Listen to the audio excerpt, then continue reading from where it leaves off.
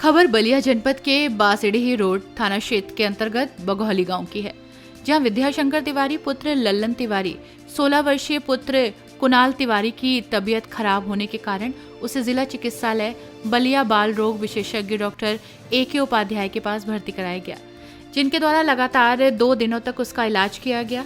तबीयत बिगड़ने के बाद लगातार 8 इंजेक्शन लगा दिए गए, जिससे कुणाल तिवारी की तबीयत और बिगड़ी, जिस पर पीड़ित परिवार ने काफी प्रयास किया। तबीयत सही नहीं हो रही थी। इसको लेकर हॉस्पिटल BHU प्राइवेट हॉस्पिटल, इसके बाद लखनऊ डॉक्टर राम मनोहर लोहिया अस्पताल लेकर पहुंचे। समुचित इलाज न होने के कारण 21 सितंबर को कुणाल तिवारी की मृत्यु हो गई। तभी से लगातार पीड़ित परिवार न्याय के लिए दर दर की ठोकर खा रहा है। इस परिस्थिति में आरोपी चिकित्सक डॉक्टर AK उपाध्याय के खिलाफ कानूनी कार्रवाई के लिए किसी भी हद तक वो जा सकते हैं। अहम सवाल ये है कि कुणाल तिवारी की तबीयत खराब होने पर पीड़ित प्रीति तिवारी की डॉक्टर AK उपाध्याय से की गई बात की वॉइस रिकॉर्डिंग भी है। मीडिया से रूबरू होते हुए माता प्रीति तिवारी तथा बड़े भाई विशाल तिवारी ने क्या कुछ कहा, आइए सुनते हैं। बलिया से प्रभुनाथ सिंह की रिपोर्ट। एक अपना परिचय बताएं, नाम बताएं। मेरा नाम प्रीति तिवारी है। गांव पार्टी रोड बघौली से मैं बात कर रही हूँ। क्या हुआ है, कौन सी घटना घटी है आपके साथ? मेरे लड़के की डेथ हो गई है। कैसे हो गई? उसको 2-3 उल्टी हुई थी। हम लोग बलिया हॉस्पिटल में लेके गए। वहाँ पे डॉक्टर बोले कि भर्ती करना है। लड़का एकदम ठीक था, थोड़ा बहुत दिक्कत थी उसको। क्या दिक्कत थी? लीवर पे थोड़ी बहुत दिक्कत थी। अच्छा, कहाँ ले गई थी उनको? बलिया जिला अस्पताल में लेके गए थे। अच्छा, लड़का ठीक ठाक था। 10 तारीख को हम लोग भर्ती करवाए। 10 माने कौन महीने में? सितंबर में? 10 सितंबर। अच्छा, 12 सितंबर की शाम को डॉक्टर AK उपाध्याय ने उनको 7-8 इंजेक्शन लगाया। उसके बाद लड़के की मानसिक स्थिति खराब हो गई। तो 7 से 8 इंजेक्शन किस बात की लगा दिए? मैंने पूछा भी, नर्स से पूछा भी मैंने कि किस चीज़ का इंजेक्शन लग रहा है इतना सारा। तो कह रहे कि हम जो डॉक्टर लिखे हैं वही ना हम लोग लगाएंगे। हाँ, उसके आधा घंटे की तुरंत पहले उसको खुजली हुई है, फिर उसके बाद उसकी मानसिक स्थिति खराब होने लग गई।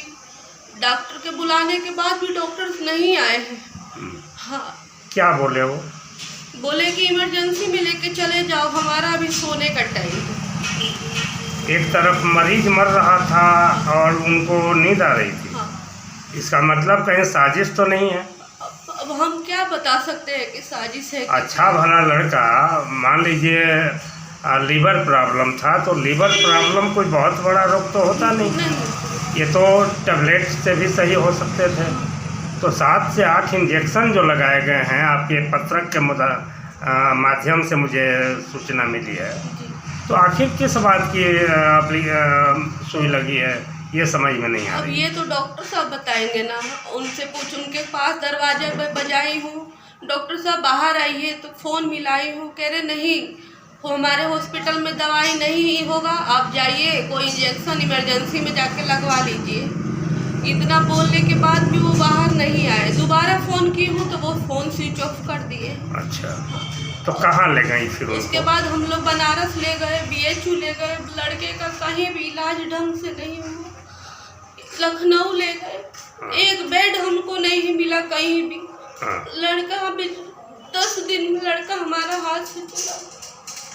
तो लड़का हाथ से कब निकला, किस डेट को? 21 तारीख। 21 सितंबर 2025 जी, नहीं बचा। नहीं। तब से आप लोग काफ़ी न्याय के लिए भटक रहे हैं। हाँ जी। कहाँ कहाँ गई हैं अभी तक? DM के यहाँ गई हैं? DM ने क्या कहा? DM अभी कुछ सुनवाई नहीं। कोई सुनवाई नहीं हो रही है? नहीं, कोई सुनवाई नहीं हो तो रही। इसके लिए आप लोग कहाँ तक जा सकती हैं? हमको जहाँ तक जाना पड़ेगा हम लोग जाएंगे। आरोपी डॉक्टर के खिलाफ कार्रवाई चाहिए। आरोपी डॉक्टर के खिलाफ कार्रवाई चाहिए। और ये मैं पूछना चाहती हूँ कि हमारे लड़के के लिए कहीं एक बेड नहीं मिला।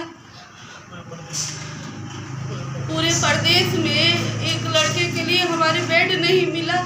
आज मेरे साथ ये घटना हुई है, और भी माताएं बहनें हैं। आज मैंने अपना बच्चा खोया है, कल को वो लोग भी खोएंगे। कोई और भी माँ अपना बच्चा खो सकती है।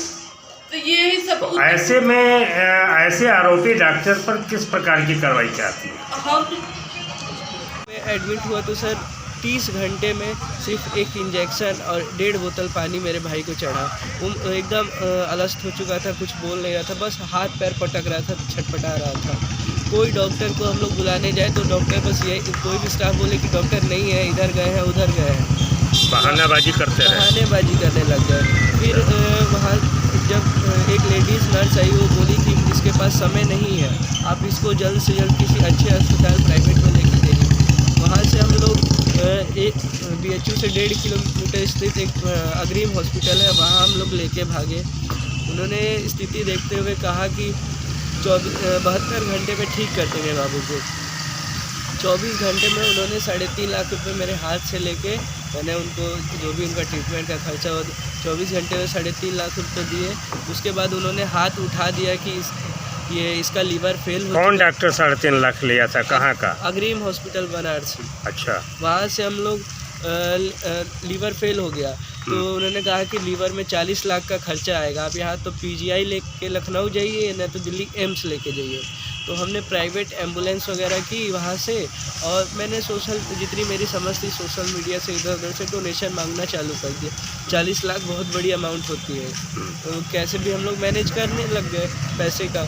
वहाँ से हम लोग लेके PGI भागे, जबकि बनारसी सांसद कार्यालय से लिखवा के लेके गए थे कि उसकी स्थिति गंभीर है, उसको वेंटिलेटर जल्दी मिल जाए।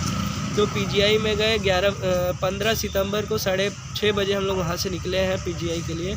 तो 11:50 पे हम लोग PGI पहुँच गए हैं। PGI में रिपोर्ट वगैरह देख के पूछे कि बच्चा वेंटिलेटर पे है, हमने बोला हाँ। तो कह रहे कि वेंटिलेटर खाली नहीं है, आपको नॉर्मल बेड दे देंगे, आपको हाथ से वेंटिलेटर दबाना पड़ेगा, जिसमें अगर सांस की नली फटती है तो परिवार वालों की जिम्मेदारी होगी। तो कोई, और जो लेटर मदद वहाँ भी नहीं मिला? नहीं, वहाँ जो लेटर लेके गया था वाराणसी सांसद कार्यालय से, उसको देख के अनसुना कर दिया। फिर वहाँ क्या है कि आप KGMU लेके जाइए। वहाँ से हम लोग 12:10 पे KGMU भागे।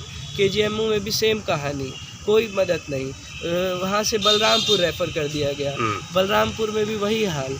बलरामपुर में भी कह रहे हैं कि ना हमारे पास ऑक्सीजन है, ना ऑक्सीजन सिलेंडर नहीं है, ना वेंटिलेटर है, ना बेड है, आप देखिए कहाँ ले जाएंगे। वहाँ से हम लोग राम मनोहर लोहिया लेके भागे।